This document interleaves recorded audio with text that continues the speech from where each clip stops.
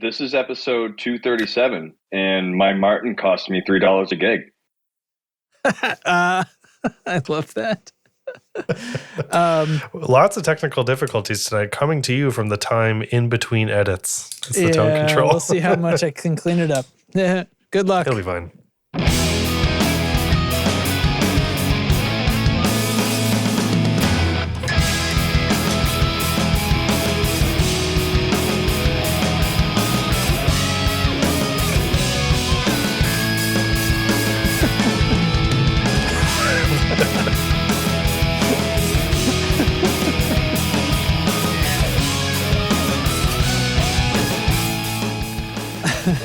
Hey. Hi. How are you? Oh my gosh, Derek, I'm doing okay. How are you doing? I'm doing okay. How's your ear? My ear is better. Good. I believe that my ear is basically all the way healed. It has been 9 days, I think, since I've heard a wrong pitch in the left side. Okay. And I felt like it was still a little dull for a while, but I'm either getting used to it and my brain's rebalancing or that's gone away. So probably it's gone away and I'm probably okay. So yeah. Sweet. Glad to hear it. It's been good. Caught up on some music work, mixed some songs. Actually, Friday I was mixing a song and it was one of those situations where I've heard some professionals say this before, that mixes are not completed, they are simply abandoned. And this is the sentiment in a lot of creative industries, I think. Like, you work on something until you eventually just convince yourself you can't work on it anymore, you can't perfect it anymore, and you have to let it go, even though it's never really perfect. I don't know which side of the argument that phrase is really falling on, but I've always taken it as like, you accept that this is kind of an encapsulation in a moment in time, and it's not like something maybe you next have time, if you continue, it might be better, but that's that moment in time. And well, maybe if you continue, you could have made it better, but also, like, what are you doing? Like, you need to just make it something instead of just, it's like the perfect is the enemy of the good is also wrapped up. I was just going to say that. We say that at work all the time. Don't let perfect be the enemy of good. So, yeah, okay. Right. I think I agree with that. Yeah. So I had a day like that where I was like fed up and like, I felt like I wasn't doing a very good job. And then in the last like hour of the day, it kind of all came together and it left me feeling unsure. Like, did it really all come together? But the client was super happy with it and had no notes. So from a certain perspective, even if I don't think I did an awesome job, I think I did a good job. But even, without that, it's like, at the end of the day, if the client's actually really happy, then that is my job. So I guess it's okay. Yeah, I know what you mean. I have days at work where it's like, I'm not really doing anything today, or people are praising me for this thing that I found to be very easy. And I'm the kind of person where I immediately jump to like, this is not a big deal. It was very easy. Don't feel like this is, and people have tried to like knock that out of me. Yeah. You downplay. By saying, and just sort of like, no, like a lot of people don't understand this stuff. It is really helpful. And then I heard somewhere on a podcast or something like, don't convince yourself that your job is easy. Convince yourself that you're good at your job. Mm-hmm. Yeah. I was like, that's a flipping of a bit that right. I try to remember a lot, and it's hard. It's not an easy thing to remember all the time. But like, no, this was easy because I'm good at my job.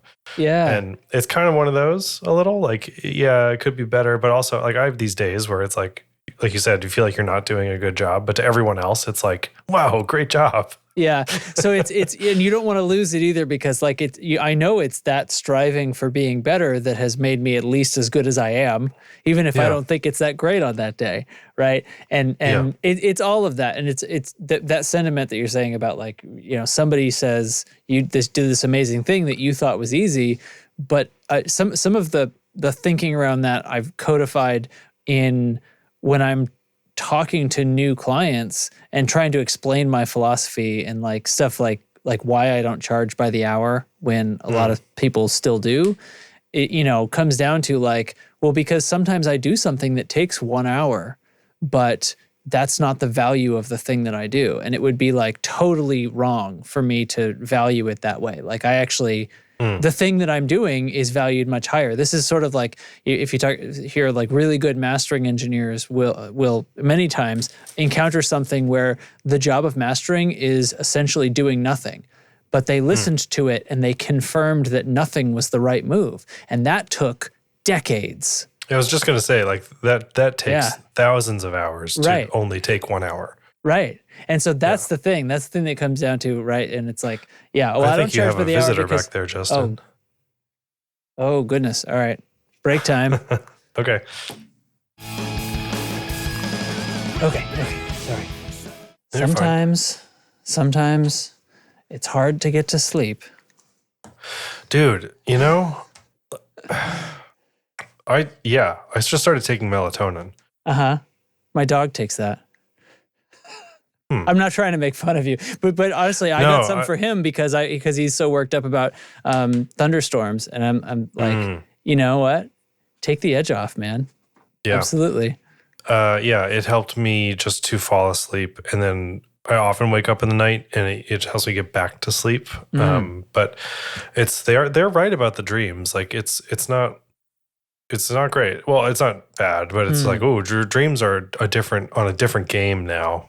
With melatonin. So are they like a lot more intense? I used to really not be a dreamer, and very, very infrequently. And now they're certainly more regular. Huh. Many nights a week, and it's they're stronger. So one of the more common side effects is like actual like severe nightmares. So I'm fortunate I'm not going in that direction, but it's just like, we went from no dreams to like, ooh, what a weird dream, So wow, that's interesting. You know how long you can know somebody, and like that's extremely different from me. I had absolutely no idea that I knew people who like didn't dream or didn't feel like they dream very often, because like I don't remember the details of them very often, but like I never don't dream. That's very interesting.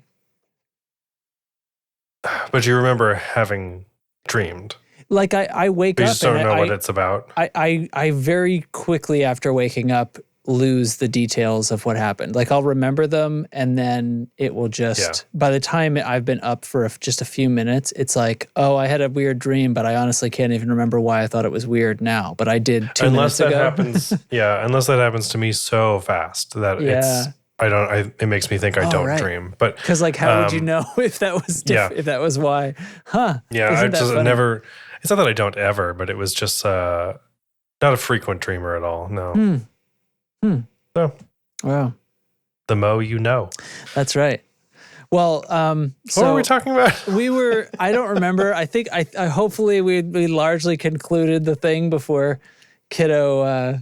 When she has trouble sleeping, it's usually because we have some kind of disagreement shortly around bedtime. And we had a little disagreement about whether or not she was allowed to get up after the time when she's prescribed to not be supposed to be getting up for just nonsense that isn't like an actual need. And she wasn't taking no for an answer. But unfortunately, that doesn't really work out. So now she's deciding that she's just upset about the way we left things. And I think that's kind of why she was getting up. That's fair. And that is the time one realizes those things. Yeah, and it's like she wants to get up and get an extra hug. She's not really allowed to because she's not supposed to be getting up. But at the same time, I'm supposed to be like this compassionate response figure like too. That is, so like that is the response you would like from her, but you wanted it an hour ago or whatever. Right. Now that it's separate, I think I'm within the correct like parenting paradigm that we've established here to like she got her hug now. But even though now she's still technically like nuts, but I get it and I don't. But she's not out here trying to like, I know how to break the rules the right way. Yeah, she's not playing you. I think she sincerely like she has this feeling of like, oh, we had an argument, and I don't like that. And it's so I was like, okay, yeah, that's okay to we repair and how do I fall asleep? Well, once you're thinking too hard about falling asleep. That's really hard. My technique is always the same. You know what, girl? Don't even try. Plan your day tomorrow.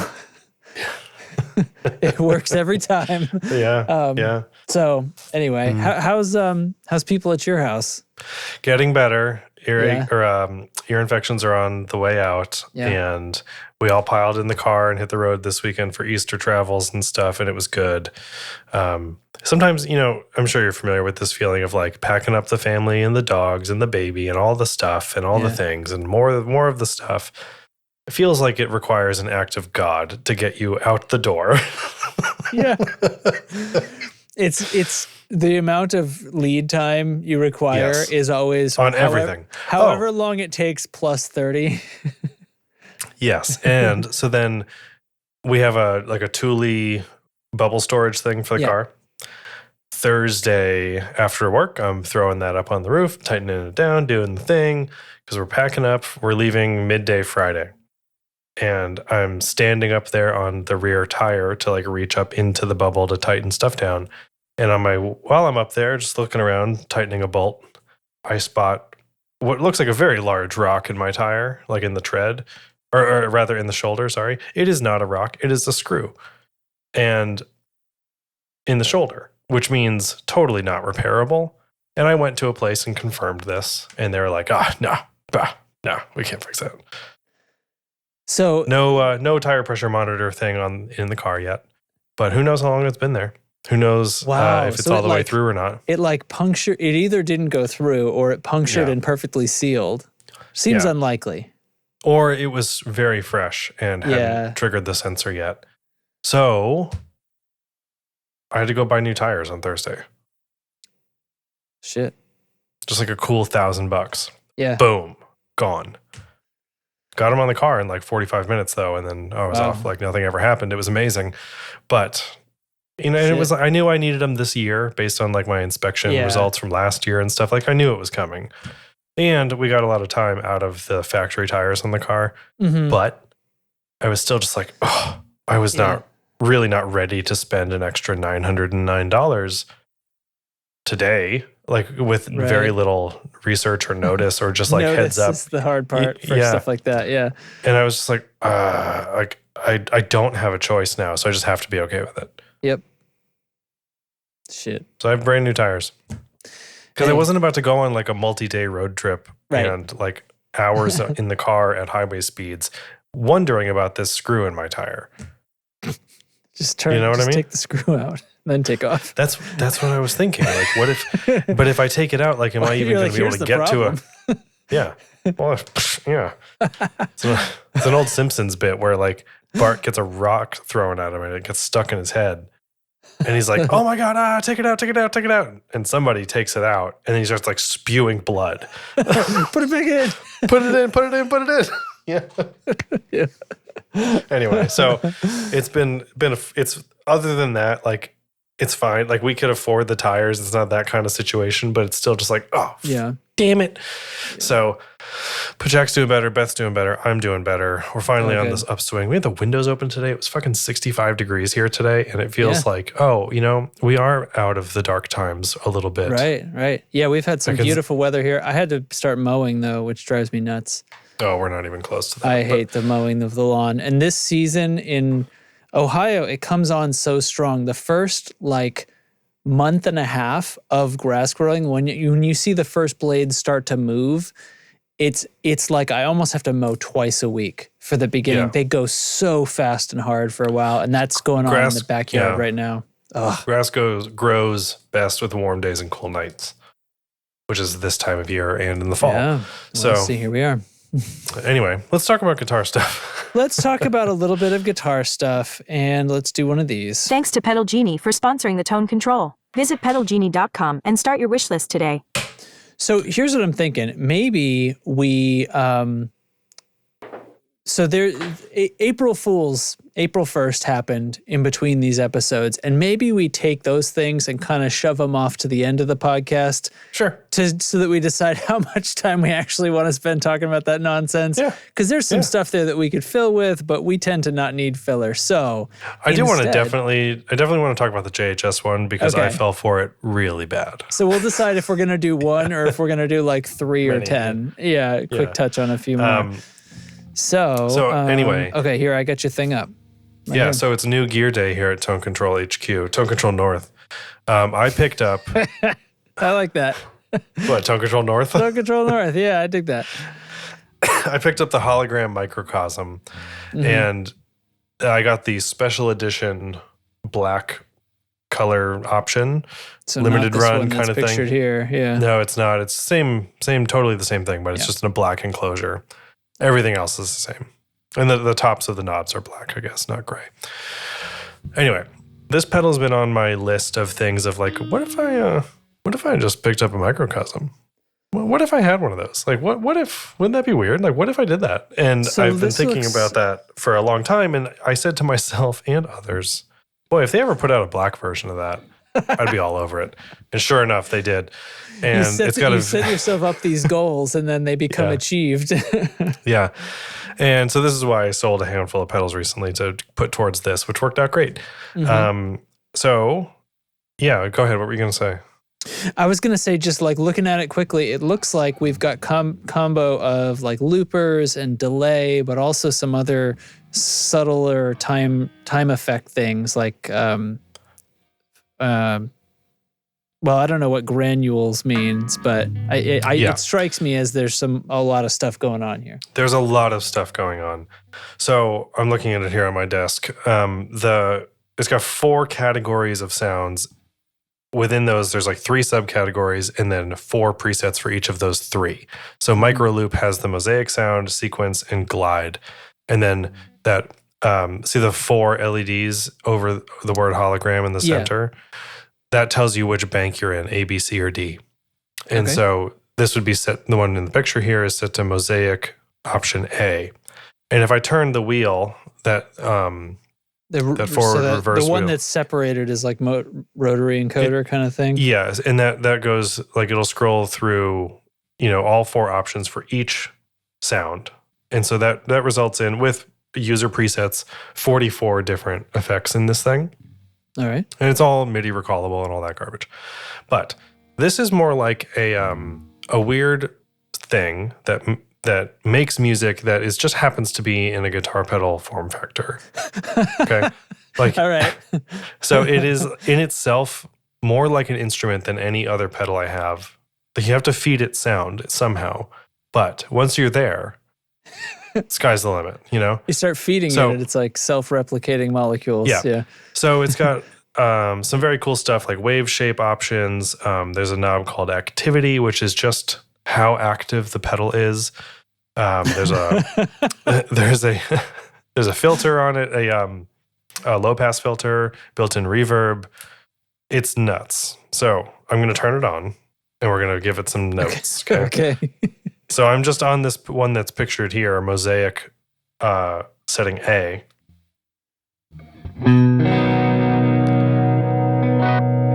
So it's micro looping, meaning it's taking my sound and slicing it and playing it back at a random interval.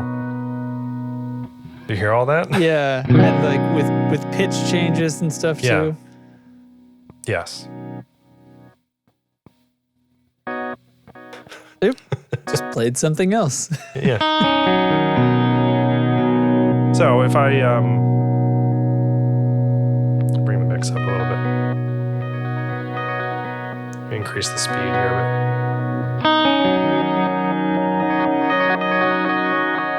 So it's doing all this kind of unpredictable. You can set it so it is repeatable, but otherwise it is random. Which means every time you turn the pedal on, it does something different.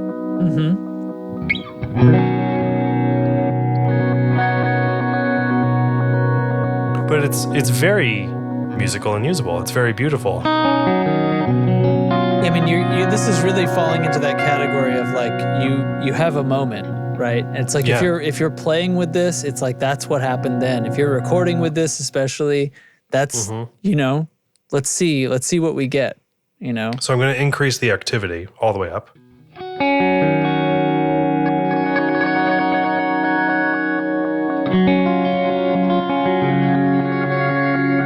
And change the wave shape to square wave.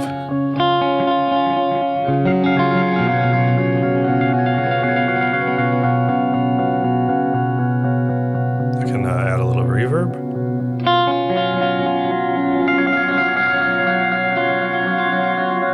filter it out.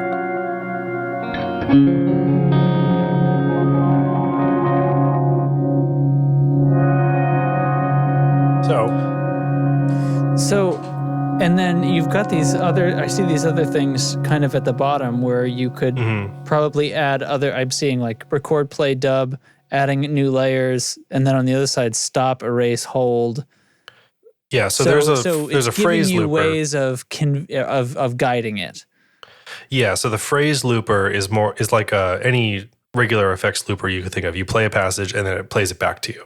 Yeah. And then you can choose if the effects that are affecting that loop are before or after. You can play the loop in forward and reverse. So if I were to which is true for even these regular settings. Yeah.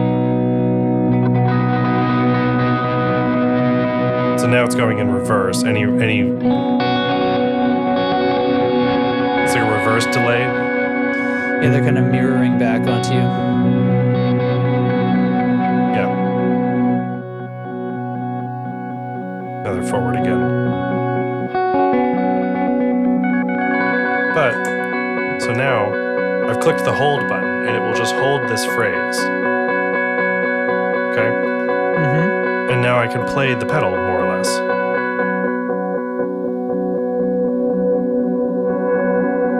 I can change all the stuff while it's going.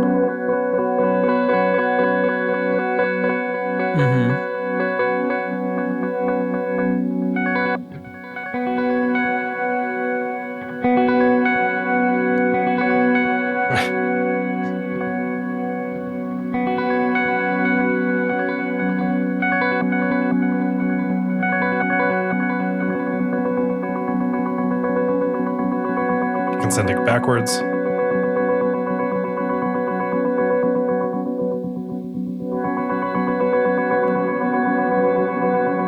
then you just push hold again and it turns off. Or it'll play out wherever the repeat stop is set to, like a delay.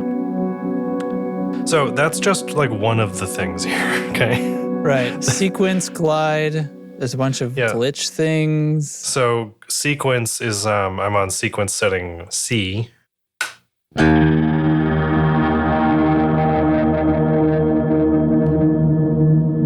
What the fuck is that?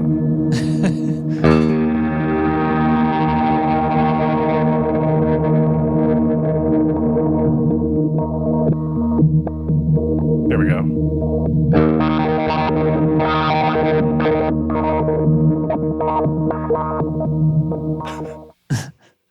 And then this is sequence setting A, for example. So you can hear it's still doing the same type of thing, but what it's adding in is different. This is B. Yeah.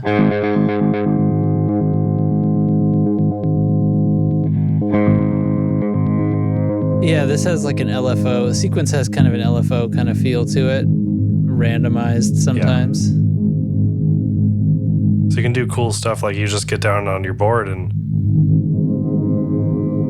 turn all these knobs and shit, and like things get weird, you know? It's a pedal. It is truly designed to be played. So if we I'll just jump over to granules. This is the haze mode.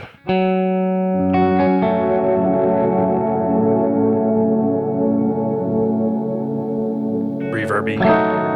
Yeah, I was gonna say it kind of gives it. It's not a reverb, but it's doing the reverb's job. It's What's strum gonna do? That's what I'm interested in. Here we go. Here's let me switch this back to forward. Oh,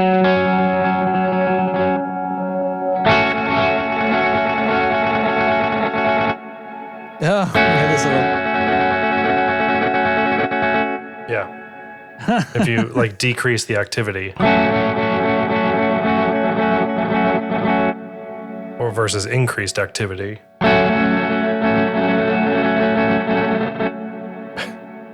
Crazy. It's funny when it starts to glitch out. Yeah, so here's a different setting in the strum mode.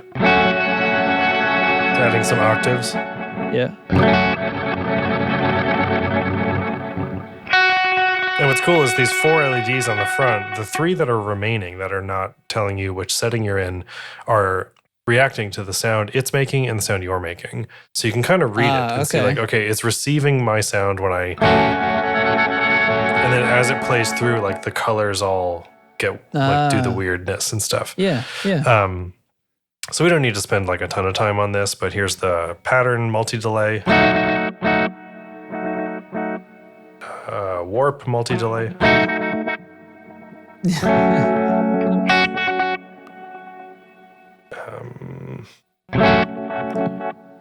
Arpeggiator. Oops, here we go.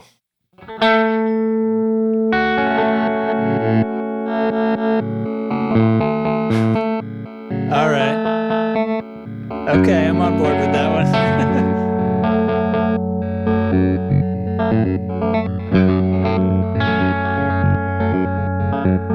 And so then the filter and reverb are independent, so you can add all that stuff to each of these.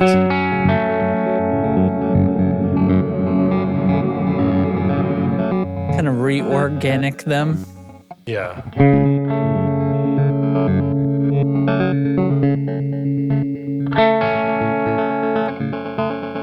And then interrupt. Oh, here we go.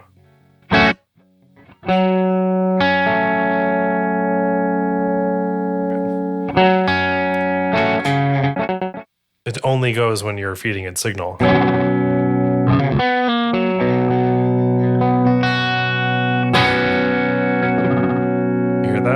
It's just like gonna do whatever, but only when it shouldn't. It just interrupts you.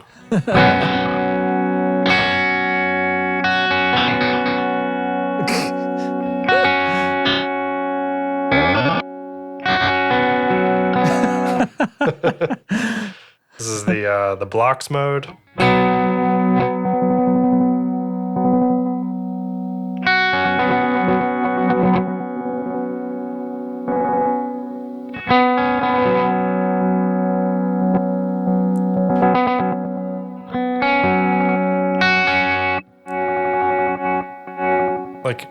So it's just infinitely fun, right? Yeah.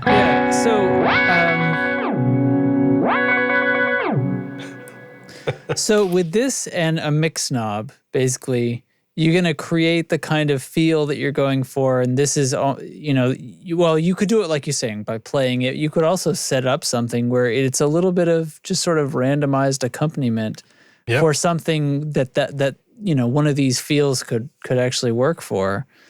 It's something the randomized deep in the accompaniment. background, it's like there's a lot of music that I've been listening to lately where there's that sort of strange in the background stuff that is like textural. And this is a way, this would be an interesting way to generate some of that sort of interest in something that's otherwise maybe a fairly simple, rhythm or melody part. Yeah, it's just fun. Like it is the most fun pedal that I have. Like it wants to play. This is stupid to say. It wants to play with you, right? Like it wants to do things. Yeah. It is made to play with you. But like, do you see what I mean?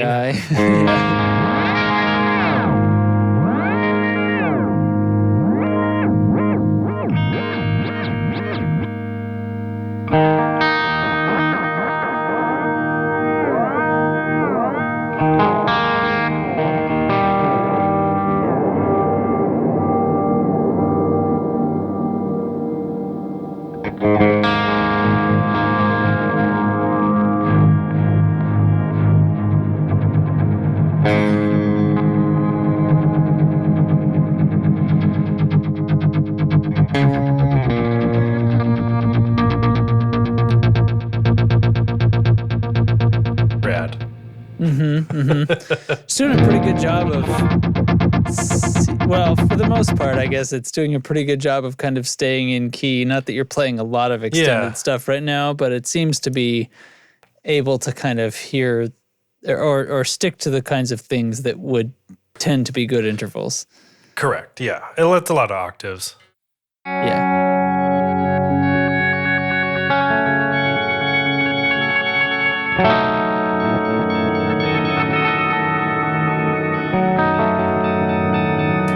So now I've looped something, and I can go and change which preset it's using too.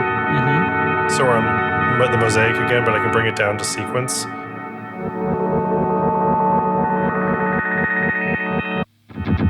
And it will just like take the thing that I played, saved in the loop, and apply it to the new effect.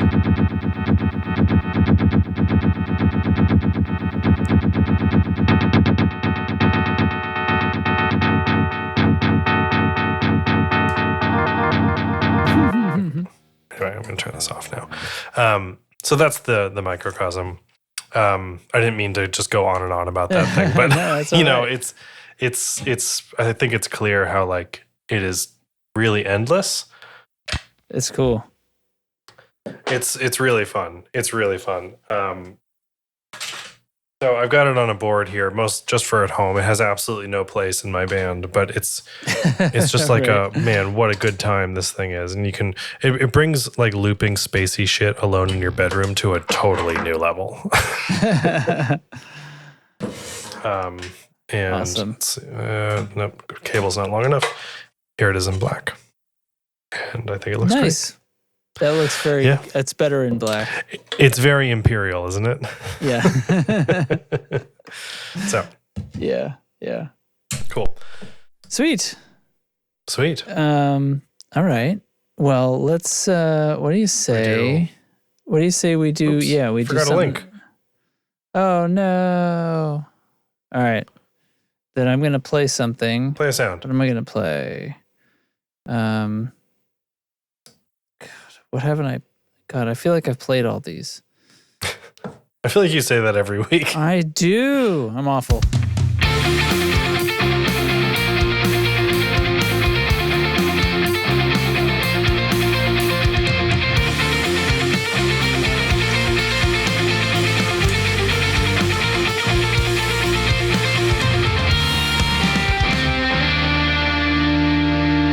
I think we're back to normal now. Okay.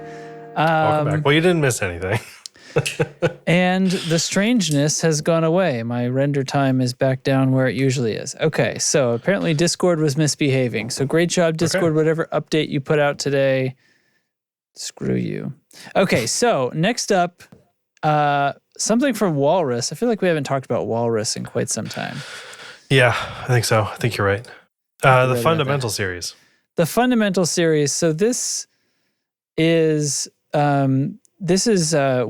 So what happened with Walrus is they realized that a bunch of their pedals weren't as fun as they ought to be, and so they thought, let's just make some that are all just the most fun. And this is the Fundamental series from Walrus.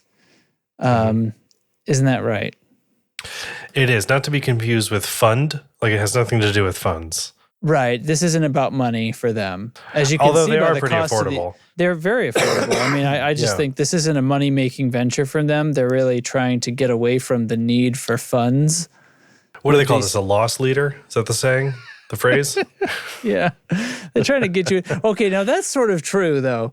Do you think that's what's going on here? Because they are I do not. But no, they're just trying to get you into the brand with. Okay, so truly, they actually mean fundamental. But goodness, sorry. that's how I took it when I saw this. Is like this is. I mean, didn't Amazon made something right where it was like I think it's very much their version of the JHS3 series, which is just a Okay. $99 option. Simple Yeah. controls. It is the no bells and whistles version of a given effect. So chorus, fuzz, reverb, drive, like overdrive. What else do they it's have? kind of product segmentation. Oop, get out of my Yeah, face delay, here. distortion, phaser, and tremolo.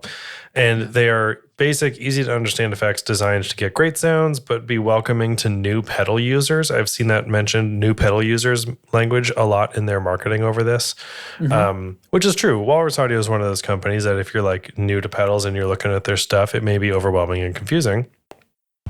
So this lowers the Walrus Audio barrier to entry, which is Yeah. great for them. It lowers the pedal world barrier to entry, which is cool, much like the 3 series or even Boss, honestly. Yeah. But simplified controls is part of their marketing for this, which I think they mean by basic functionality with no bells and whistles. But sliders? How do we feel about Well, sliders? Yeah, I mean, right. So simplified in easier? the sense that they're all the same case. Yeah. I mean, I don't know. I think a slider is from easier to see from far away, maybe. Sure. Than a knob, where These it's all like a only circular. 3. Yeah, there Yeah, are it only looks like 3, they're and then all- there's a switch. So There's a I little guess I'll switch. just click on one of these here. Yeah, so it is truly the same case, just with a different thing inside and a different print on the outside. Mhm. So, yes, I don't know. I mean, part of me wonders if it's like kind of Nope. for the, oh no, Justin's gone again. Stupid Discord. This is the second time we've lost him You're tonight. struggling, Discord.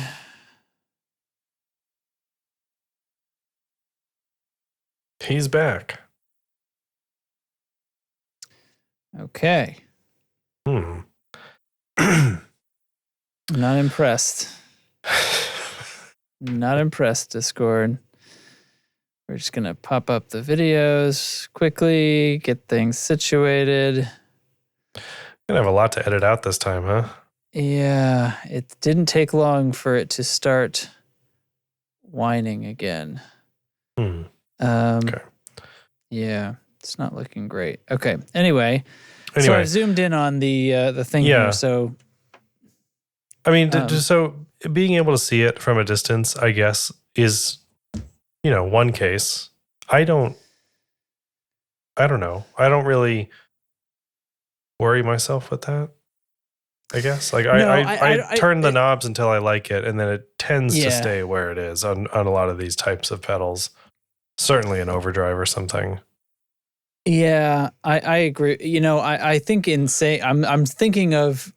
I'm trying to make an excuse for it when I say that. I'm trying to say like, what might this be for? But I do think it's a little bit. It's probably more likely to stand it off from the JHS 3 series, Yeah, just to which make are all it just 3 knobs seem and a different. switch and a foot switch.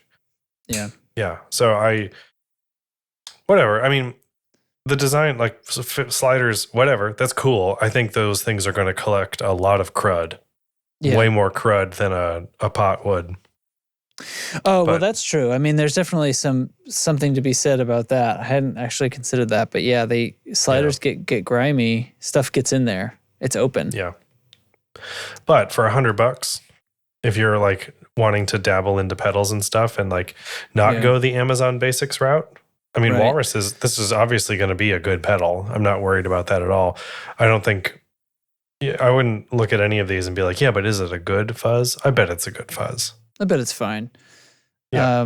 It's falling under what we were talking about last time about this idea. Like, any one of these could be something that, somebody could make a video of 10 years from now and drive up the cost of, because that's, Yeah. like, is it a good fuzz? I mean, they all do basic things. There's nothing crazy about what it does that's different from a bunch of other pedals. So it's just about how, who plugs it into what and what Who song makes a they great make. record with it? Right. The more important thing.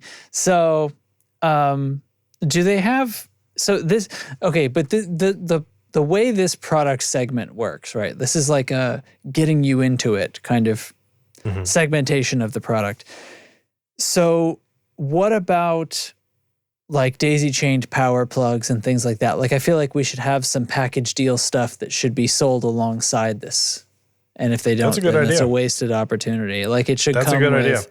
they should have a, equivalent of a one spot, right? Yeah. And then they should also have one of those little things. You should be able to get them all right here. You're right. They do make Absolutely. power supplies, but they're like regular power They're like supplies. real ones, yeah. Yeah. So, I mean, Walrus, you Well, could just have that wow. idea if you want. Yeah, I mean, apparently, because what am I going to do about it? Yeah. So, order now and receive by Thursday. Yeah, free 2-day shipping.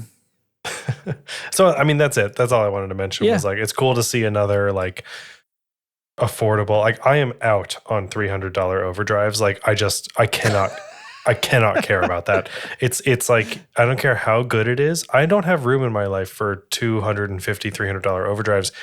He said owning those, I hate it though. Like Yeah. you know what I mean? Really, how good can they get, right? At a certain point, there's a major diminishing return.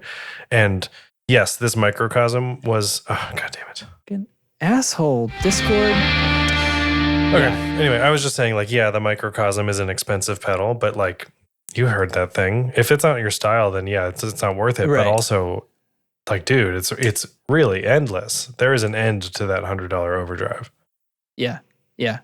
So It's very and cool. to that $300 overdrive, I should say. Like, there's a glass ceiling on that too. But anyway, we got like 20 minutes here, Justin. What do you want to do?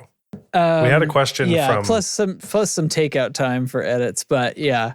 True. Yeah, we had a question from Discord we could touch on. We could jump to the. I don't mind that because I was obviously saw my folks this weekend because it was Easter. We hung out with them a lot, and my dad asked me, like, "What do you do about selling pedals?" Did he really? He literally just asked me about this. I was like, well, people use Reverb. I know Sweetwater was coming up with a marketplace, a competing marketplace of their own, but I think Reverb is generally the thing. So this question, though, is how do you decide when to get rid of gear? Is that what he's asking, or is he talking like that he wants to? No, that's put not stuff what up my for dad sale? is asking. I think he was thinking about, like, I think he probably has some stuff that doesn't really get much use, or and I conceptually sort of I interpreted his question, and the answer was a bit like, well, I know you, Derek, like you, if you're not using a thing for a while, you'll say, okay, well, let's put this up, and those funds kind of, that value kind of rolls on, and you end up getting something new. And so that's so Eric says, when it sucks, when do you get rid of a pedal? When it sucks ass, or get rid of gear in general. But that's my thing. It, like, I would consider, have I used it in the last year? Mm-hmm. Right, and that number is different. That amount of time is different for everybody, I think. Yeah. If you're a very active musician, have I used it in the last 6 months, 3 months? Like, you might want to expand or contract that timeline. Yeah. And then this, like, the simple, it's a kind of a meme now, but does it bring you joy? It's why I kept the Gonculator for so long. If you just like having it, then screw it. You don't need a better reason to keep it. Or like me, so I'm going to say, like, because you said if you're a really active musician, your number might be shorter for how long you have to not have used something before you think it doesn't hold value for you anymore. Or it could be longer. Well, I was going to say, like, I don't play hardly at all. I have this stuff here. This is like just the pedals that I've kept that get very, very occasional studio use, less and less as the modeling has gone. You know what I mean? Yeah. But sometimes the pedal is the right thing, and they do get occasional use, but I have no interest in like whatever value is sitting here. That's not really why matter you're to me, keeping it. Yeah. because I'm not. But if there was something that I actually wanted and actually would use, then maybe it would be a little bit different for me. But excuse me, it's not like that. I'm not gonna. I don't not have some pedal because I need to sell or you know what I mean? Like, if there was something that for me, I guess this is a different story, but like if it was going to be useful to the studio, it would be a business expense anyway. So that's sort of a stupid comment, but like with that overdrive back there, that sounds really awesome. Like it comes out now and then. And are you ever like, I'm glad I still have that. I am glad I still have it. It is still very cool. And for the sound that it makes, there's like best in nothing class. else. Yeah, there's nothing else. So I can tell it would be a mistake to get it. And in the conversation I was having with my dad, like some people have guitars that aren't something that they have to keep for their whole lives. Right? I was thinking, like, my dad talks about, like, he doesn't have any guitars that aren't great guitars. He doesn't have any guitars that wouldn't be a mistake to get rid of. He had a Martin D35 a long time ago. And under normal circumstances, that's probably you shouldn't have gotten rid of that guitar thing, but that particular unit had problems. And it wasn't a forever guitar, right? So it depends on the instrument, but like, there's so many factors. Other people trade in guitars back and forth a lot, but they're probably not trading in Taylor 914Cs and so on like that, right? Right. If you're trading in, You're trading a lot of times. You're trading to get to something like a 914. Yeah. Like you're trading to reach that sort of end game. Or maybe it's a different story where it is a really expensive high end thing, but it turns out it's not for you. You know, maybe Totally you really possible, didn't like it, and then you'd know right away, right? You'd know like I don't get along with this thing. Yeah, I think for me it's like, you know, the why did I buy this factor a little bit. There's the is it getting use? Just straight up. Is it getting use? Combined with when I do use it, how do I feel about it? Just simply do I go plug it in and go, oh man, this thing sounds awesome. Or do I go, right. Is that sparking joy? Does it sound a little different than I remember? And I don't like that as much as how I remember. Stuff like that. Yeah. But that's a personal journey. You know, like you got to figure that out yourself, I think. Another factor for me is the reacquirability of something. If like you have a TC flashback back there, if you got rid of it and you're like, oh shit, like I really want that sound from the TC flashback, you could get one tomorrow. And that's not going to be an issue at all. And it's going to be the same as that one right there.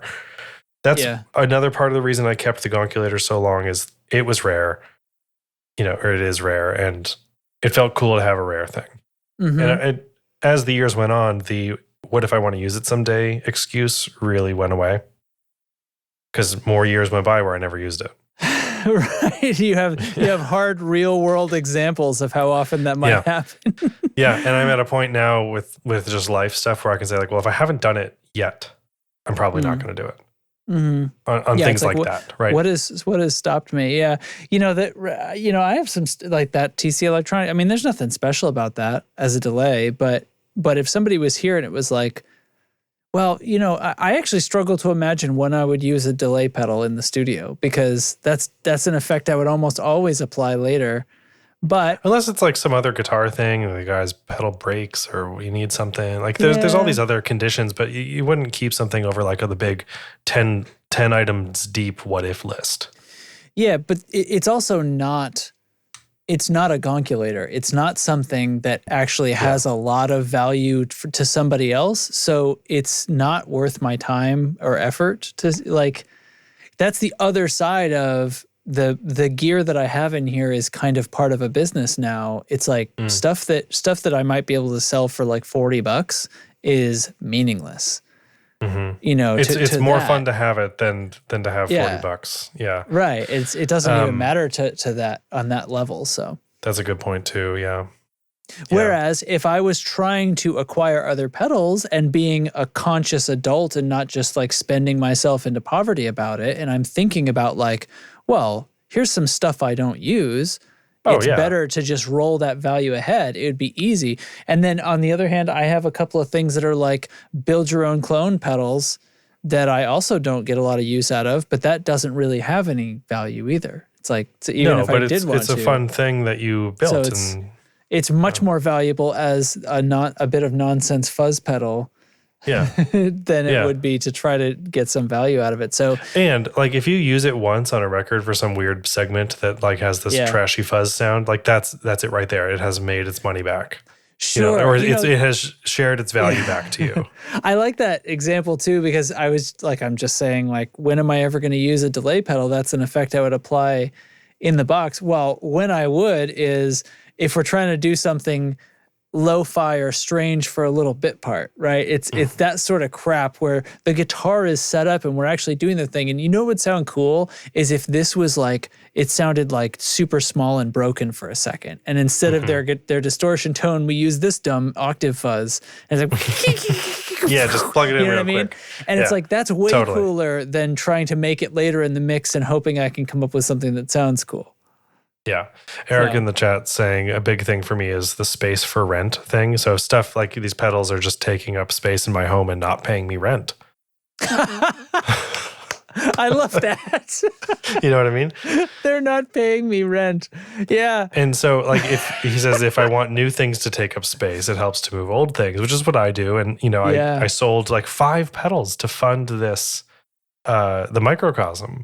Mm-hmm. So there we go. And I'm having way more fun with this thing. And you're perfectly happy with that. You know, we have this triangle of it because like Eric is a professional who uses pedals in a completely different manner. You know, like you're directly.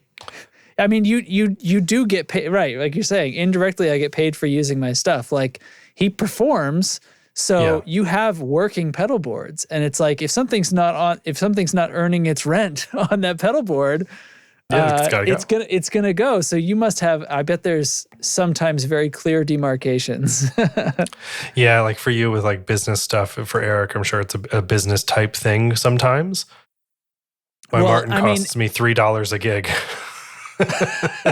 I mean, you could probably literally outline it like that. I mean, there are pieces of gear that I could outline like that. They're usually larger purchases in a studio because I'm not doing that much with pedals.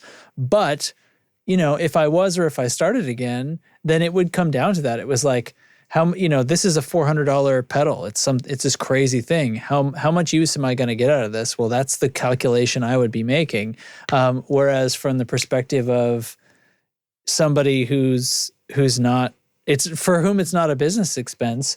It's about fun. It's about those moments of like, it's about fun and like that whole finding your sound aspect of it all. Mm-hmm. So yeah, I mean, I don't know. I think these are all the things that I loosely consider when trying to sell gear, or if I should sell gear. Doesn't mean that it's always that way. It doesn't mean that, you know, there's some stuff that everybody's got the stuff that got away. You know, you wish you had this thing, or you wish this thing kind of still worked for you. Yeah. So I don't know. Yeah, there's a million different factors, and sometimes some of them are more important than others. Mm-hmm. Again, with the Gonculator, just because it's so fresh and I had it for so long. Specifically, not selling it for many of these reasons. You know, I went years without playing. Though. Yeah. I went years without playing it. And then I went years with forgetting I had it. And so that's kind of the same thing as not having it. Yeah. Really. So, you know. Anyway. Look at us kind of rolling in on time. Playing off the Equit's nice. I really quickly want to pivot at least to the JHS Bat Sim because I'm just going to like own up how badly I fell for this. Yeah.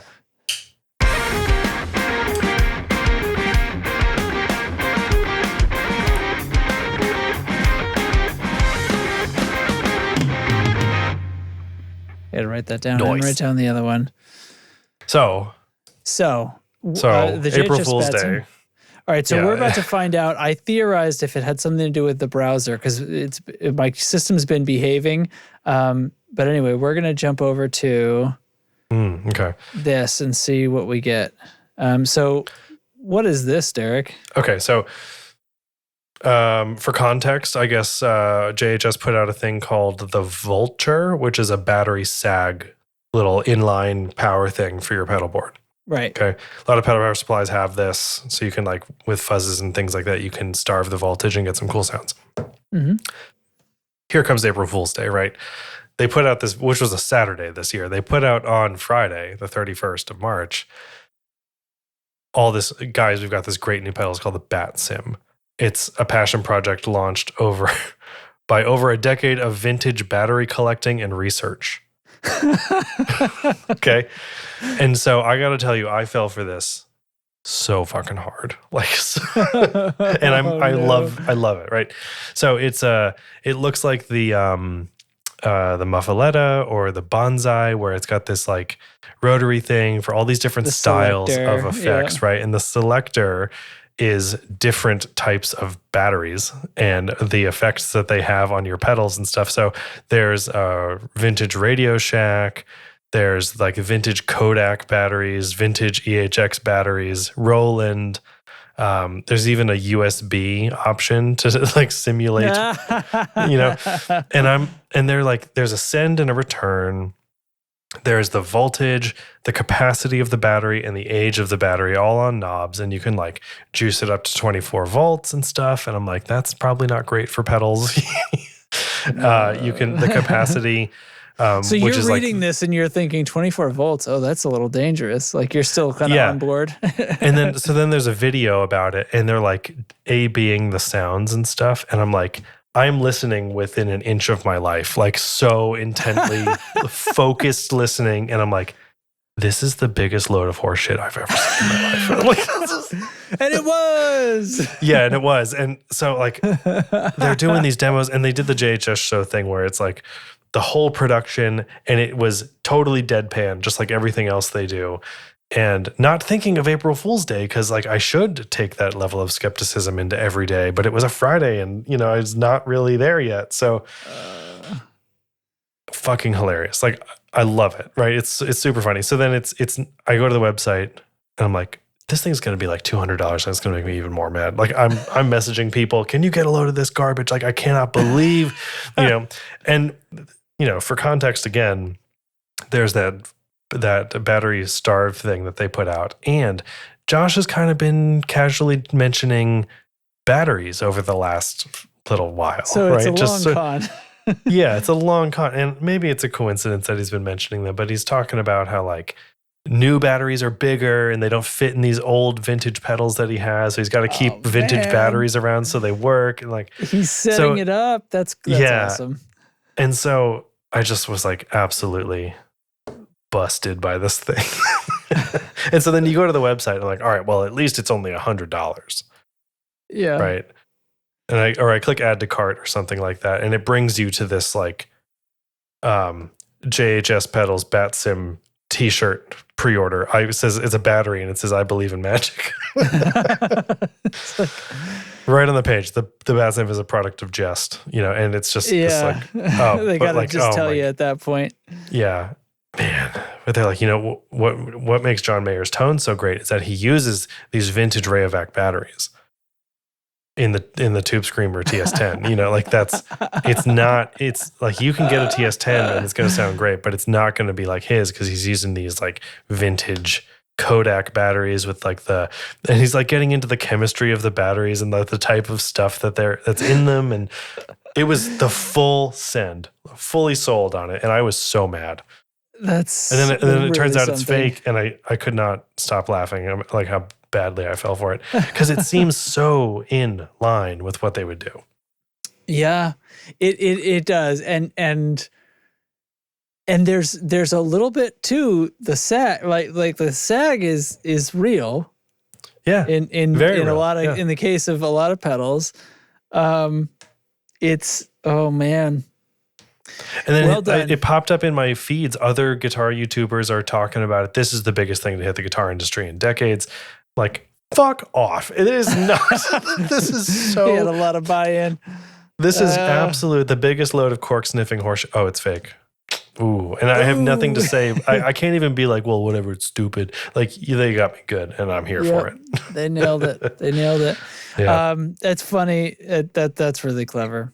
Yeah. I like the render. I thought you'd like that one. I like the whole thing. It's really it's good. It's not a render. Like, it's a real thing. They had the box built in screen printed they used one. In a video, yeah, you said. Yeah. And there's like great. people walking around like on YouTube, like this JHS BatSim, like waving it around. Jeez. Oh gosh. So the only one we just to kind of quickly like tag it. The only one I think I even saw that was guitar related was from Voodoo Labs, and it made me like, I feel like I had a memory of this. Like they might have this might have been a redo, but maybe it wasn't. I don't know. But it was. I didn't see this, and I'm just pulling it up. This is awesome. No. So what they do is it's a pedal. It's a plugin. So it's this plugin here. So they've got it pictured in Pro Tools. It is the Pedal Power 3 Plus plugin, right? So this is for providing, because Voodoo Labs makes the power supplies, for providing really good, solid power that Voodoo Labs is known for to your plugins inside your DAW.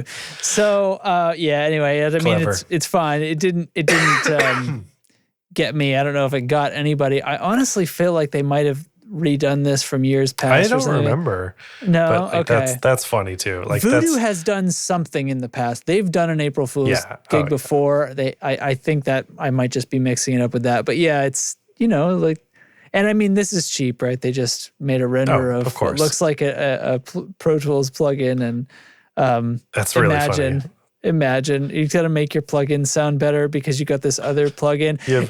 It brings me back to all these. There's a bunch of plugins that are like console summing simulators and stuff, which is not literally possible in DAWs, right? Unless it was built into the DAW itself, right? But instead, what we're doing is just applying a little bit of saturation and stuff like that they model, maybe an EQ shift of some kind and things like that across all the channels, and the total of all of those small microscopic changes really does, you put them across 30 channels and then mute them all at the same time, you hear a big difference. Sure. Because it's sincerely doing a very small thing to each thing. It's like in that vein where what they claim to be doing is technically not possible, but technically they're doing something. This would be like that. It's like what they claim to do is nonsense, but on the other hand, it's sort of like pretending to be like this voltage sag thing. They're doing the nonsense right. Made. Yeah. Yeah. That's fun. So it's kind of fun. We don't need to keep going because we're at an hour already. But I looked up a list of other guitar gags, but we didn't see any of them, and it's not that much fun. So I think it's because it was a Saturday. Like I'm generally off the internet on the weekends just by nature of everything. So I'm not sitting at a desk. It was easier to avoid them than it would have been on a weekday for sure. For sure. So yeah, dude. Thing of the week. Thing of the week. Okay, why don't you go? What do you got? Just the concept of pocket knives. Just the idea of them, man. Well, sort of. Like I've carried a pocket knife for a long time. And I've two new ones. Oh, I'm getting into like the details of what makes a good pocket knife and what I like in a pocket knife and stuff. And I've carried one for a long time. And I'm not here to like sell anybody on the concept, I guess, but like if you're a pocket knife person, there's more out there than like Swiss Army knives. So I got these are pretty affordable. This is a Civivi Elementum and a Civivi Baby Banter, because the Banter is made by a different manufacturer that's like the parent company to this, and then they make the baby version that's smaller. So I don't really have a lot of good light actually. This might do for now. So this is a little tiny small baby pocket knife, which is cool.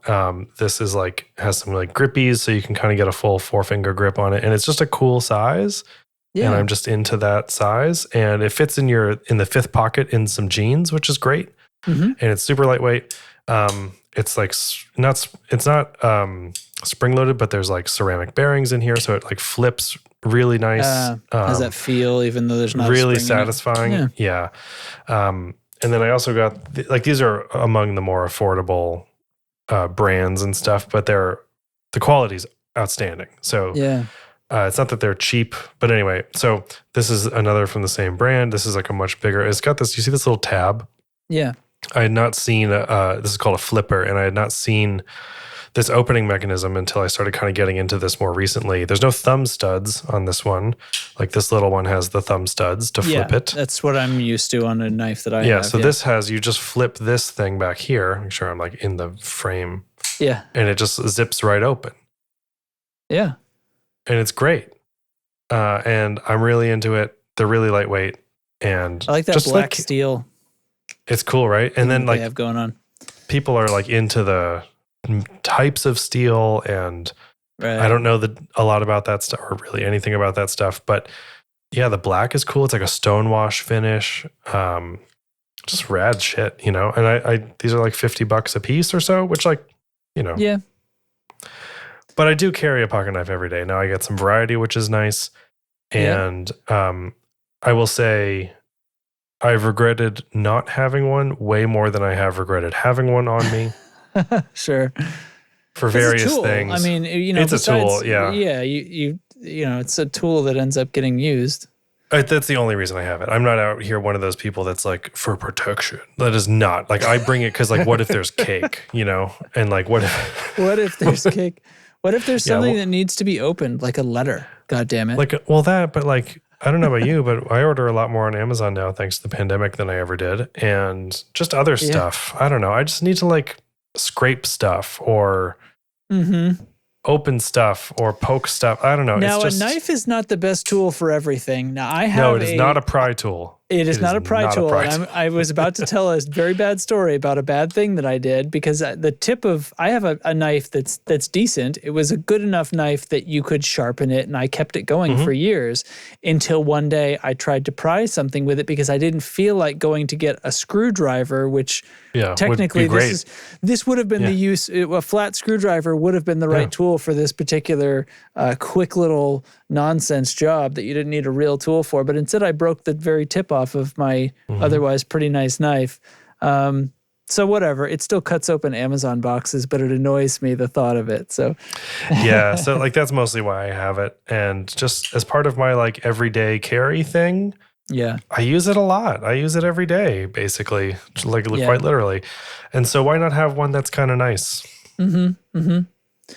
So yeah. And what if there's cake? What if I need to cut a donut in half? What if there's cake? So something's happening. You know what was the wrong tool for the job? Justin. Because he's a tool. Yeah, well, Very good. I fucked up. So, okay, I'll give you one. So, and I don't know if people care about this, but recently, in the last few weeks, there was a big hullabaloo about Waves, the plug-in manufacturer that's more than 20 years old now. Like they were kind of like the original. They were most people who got into this at some point. Waves was the first plugins they ever had. They really were kind of the first plugins in general at all when that sort of thing started to happen. And there are people with decades-long histories of owning licenses for Waves plugins, and they've built up a massive catalog of hundreds of plugins. Yeah. But what happened was, I actually got, I was, some people, including me, were in a little bit of a loop because there was a couple of retailers that accidentally, I guess, sort of pre-leaked some of this info, but we were told that Waves was going to not be selling perpetual licenses anymore on a certain day. And it was, I think it was March 28 or March 23 or something. Anyway, I don't know. But it was on a certain day, and it was like, these were sort of third-party sellers that would resell a license, or not resell, but they were, anyway. Like you can buy a plugin from Sweetwater. Yes, and you'll get sort of so it was like, make sure you've registered any of your purchases before this date, otherwise it won't work, was kind of the notice. And I guess they were kind of allowed to send that because you could understand if somebody purchased something and then couldn't register it, and because Waves didn't give any pre-notice whatsoever. It was just one day they said, we are 100% subscription only now. And the way that Waves used to work is you would buy your plugin licenses, you could buy them in bundles or you could buy them individually. They would routinely go on sale and the prices would go up and down for different time periods, but you'd have like, these are the licenses you own. Whenever you buy it, you get a year's worth of updates and support for that plugin. So every plugin purchase has a date. And then they would sell this thing, WUP, Waves Update Plan. And it was sort of a yearly thing that you could do to sort of re-up your support.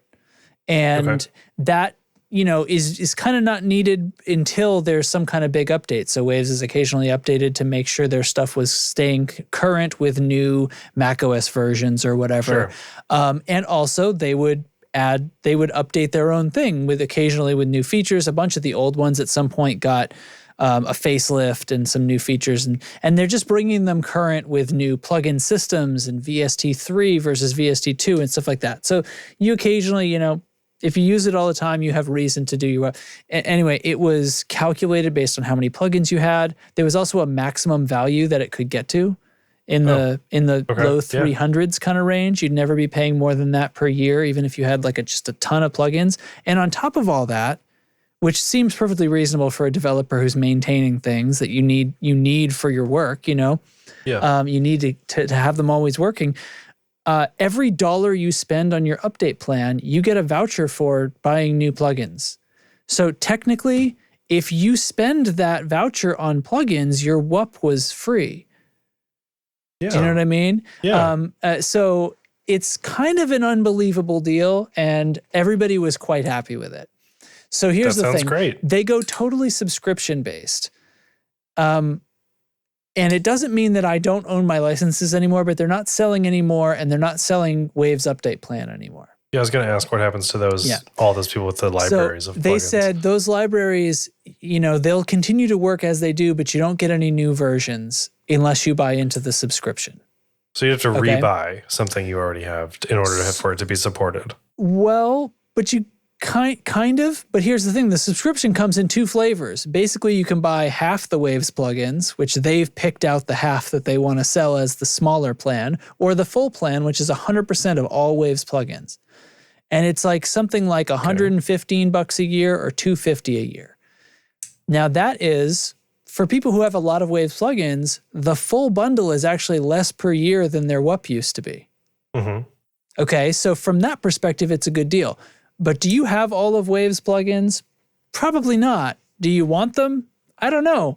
So this gets into be this funny thing. Like, I love the Waves plugins that I have, but I would say approaching something like half of their plugin catalog now is this thing that I have like a philosophical disagreement with. It's totally not up my alley. And it's like stuff that's based on this famous person or this DJ or this mixer. And it's the so-and-so signature collection. And it's full of presets that they made up that probably say snare drum on them, which is like, no, what? What are you talking about? There's no snare drum preset. You got to listen to it.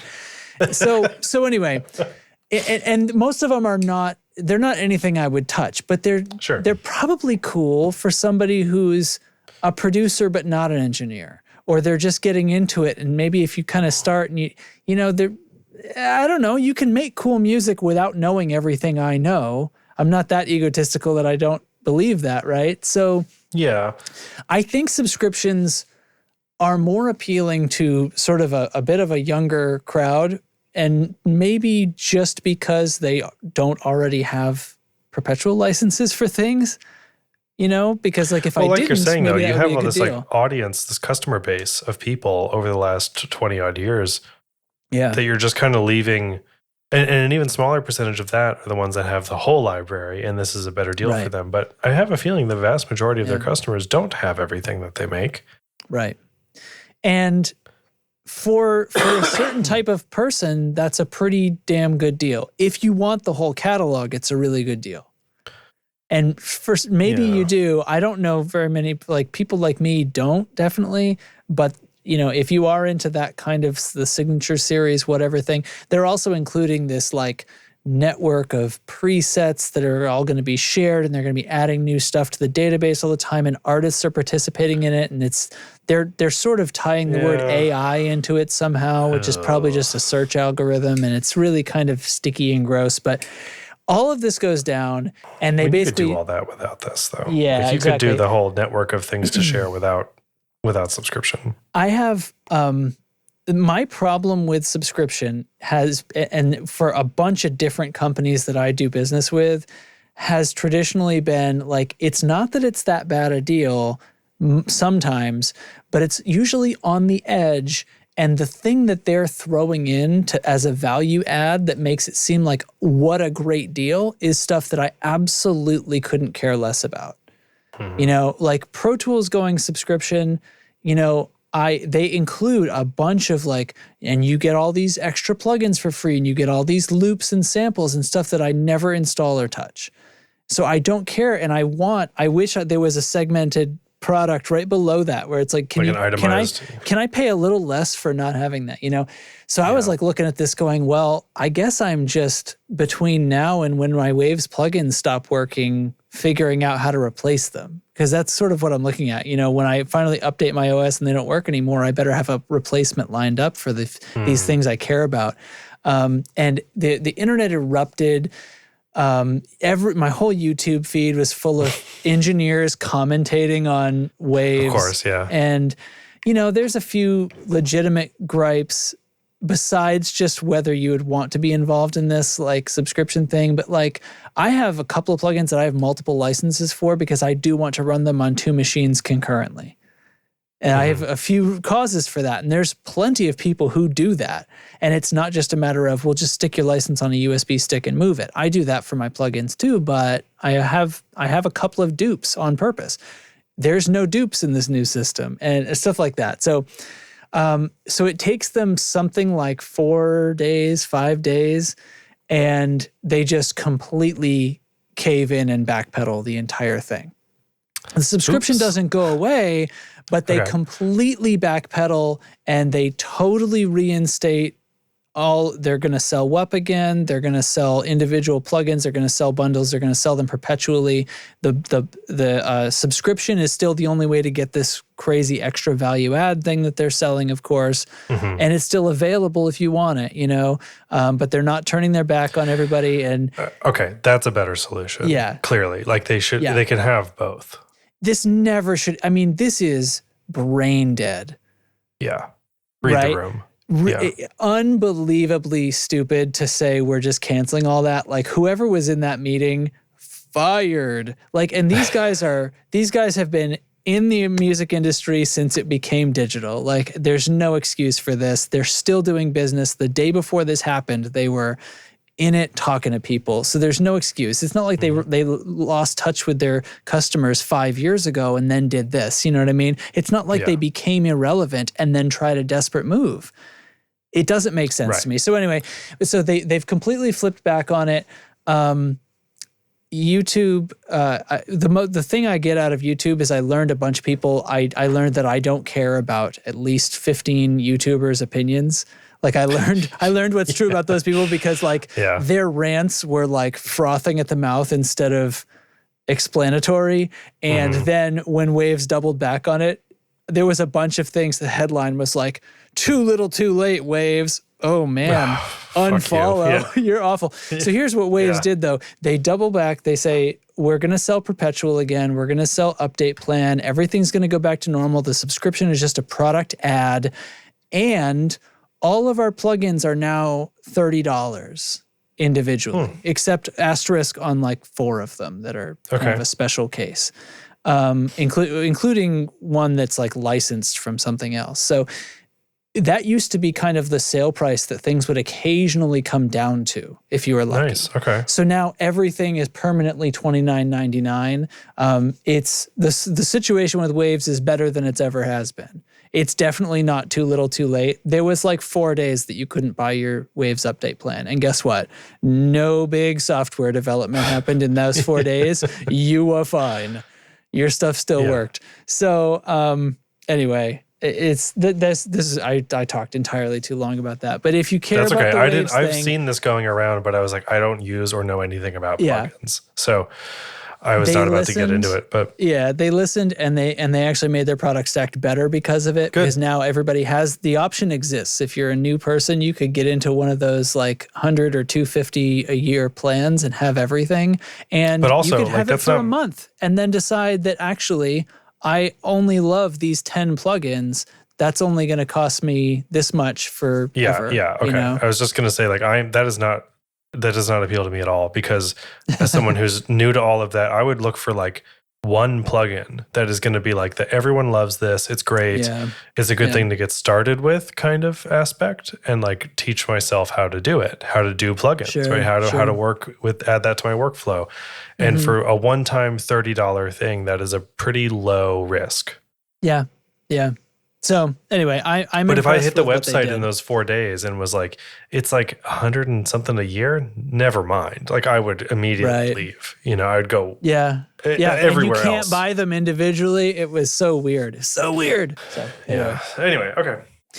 All right. Well, that's all right. So that's the thing. Waves. Yay. All right.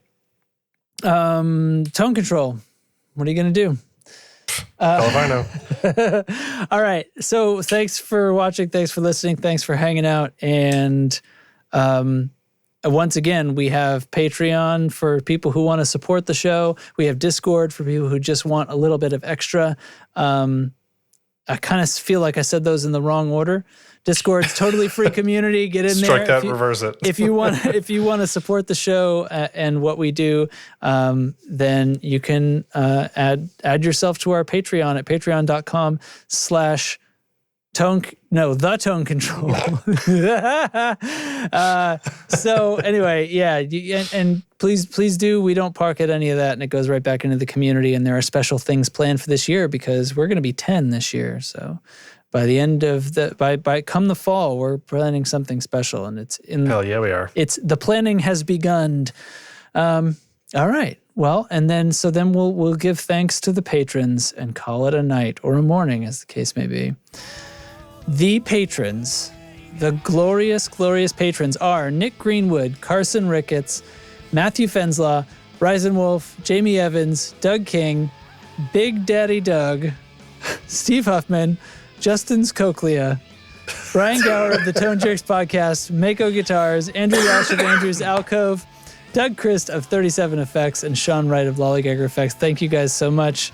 Thanks, Eric, for Justin's Cochlea. Glad you're here. Glad you're working. Thank you for helping me hear the world. Glad you're finally. Actually, you know what? Glad you're finally working again and not just sitting down on the job, you dick. Because that was a scary couple of weeks. Yeah. Yeah. Get your head out of your ass, Justin's Cochlea. All right. See you nerds in a couple of weeks. See you next time. Bye. Bye. Oh, wait. Do we have a hangout to announce? Did we pick a day? Yeah, it's like the 20th, isn't it? Something like that. The music's over. The music's See you over. later. Shit. See you later.